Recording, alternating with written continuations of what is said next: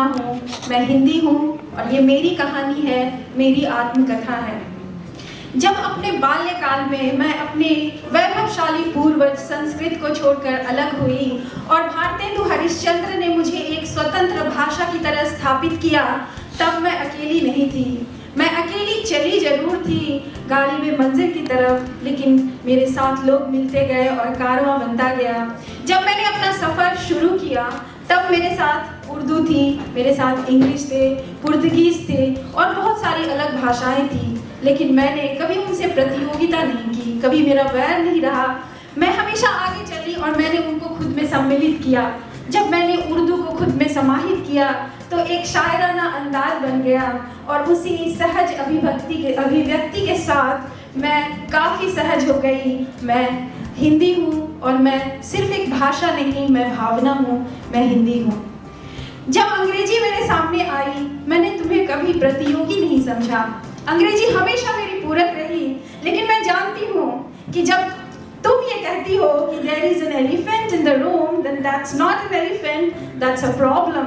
पर मैं ये भी जानती हूँ कि कुछ लोगों को छोड़कर, जैसे चार्ल्स है, इनको छोड़कर बहुत सारे ऐसे हैं जो अगर मुझे सुनेंगे तो उन्हें वो उपशीर्षक या सबटाइटल लगाना होगा, क्योंकि शायद तुमने मुझे समझने की कोशिश नहीं की। मेरे हर शब्द का और हर अक्षर का अपना एक स्वर है, अपनी एक आवाज़ है, अपनी एक व्यक्तिगत पहचान है, और उन सब अलग अलग व्यक्तिगत पहचान होने के बावजूद मेरे अंदर एक समानता है, क्योंकि मैं हिंदुस्तान की हिंदी हूँ। मैं सिर्फ एक भाषा नहीं, मैं भावना हूँ, मैं हिंदी हूँ। जब मैं युवा अवस्था में आई और मैं आगे बढ़ती गई, तब मेरे गौरव को बहुत दूर दूर तक बढ़ाया गया। कभी लता मंगेशकर की आवाज़ में जब मेरे वतन के लोगों गाना गाया गया तो जनमानस रो पड़ा।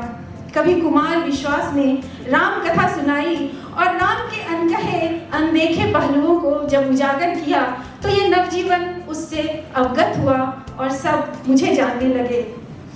उसी राम कथा की पौराणिक कथाओं का वो संगम हूँ मैं सिर्फ एक भाषा नहीं, भावना हूँ, मैं हिंदी हूँ। मैं आगे चलकर बॉलीवुड ने मुझे बहुत प्रसिद्ध किया।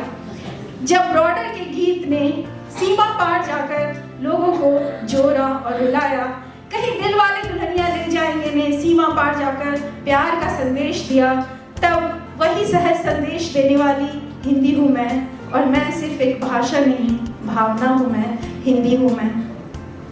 जब आज विश्व में कोरोना का संकट आया और हिंदी ने वसुधैव कुटुंबकम का संदेश दिया और पूरे विश्व को जोड़ा और विश्व को ये बताया कि अगर एक मछुआरा मछली नहीं पकड़ पाता है और तुम उसे एक मछली देते हो तो तुम उसे एक दिन का खाना देते हो, लेकिन अगर तुम उसे मछली पकड़ना सिखाते हो तो तुम उसे जीवन भर के लिए खाना देते हो। भारत ने स्वयं को मजबूत बनाने का जो संदेश दिया और वो मेरे द्वारा दिया गया, वो मुझे बहुत ही आत्मगौरव देता है। आज जब हम जाते हैं और हम देखते हैं कि ब्रिटिश संसद में जय सिया राम का आह्वान होता है, वो मेरे द्वारा होता है, मैं गर्वान्वित महसूस करती हूँ। जब मैं देखती हूँ कि मुरारी बापू की कथा ब्रिटिश संसद में हो रही है तो मैं अपना सीना गर्व से चौड़ा समझती हूँ। लेकिन मुझे बहुत दुख होता है कभी कभी जब ये छोटे छोटे बच्चे मुझे भूलने लगते हैं, जब वो कहते हैं कि आई डोंट नो हिंदी, और जब मैं उनके अभिभावकों को देखती हूँ कि वो कितना प्रयास करते हैं, वो उन्हें सिखाते हैं कि तुम्हें समझना चाहिए हमारे मस्तिष्क में अंग्रेजी है, हम अपनी कर्मभूमि भारत से बाहर कहीं और बना रहे हैं, लेकिन हमारे हृदय में हिंदी है, तब मुझे लगता है कि मेरा पुनर्जन्म हो गया है और मेरी वृद्धावस्था कभी नहीं आएगी, क्योंकि मैं इन्हीं बच्चों में पुनर्जन्म होकर हमेशा अमर रहूंगी, क्योंकि मैं सिर्फ एक भाषा नहीं, भावना हूँ, मैं हिंदी हूँ। मैं धन्यवाद।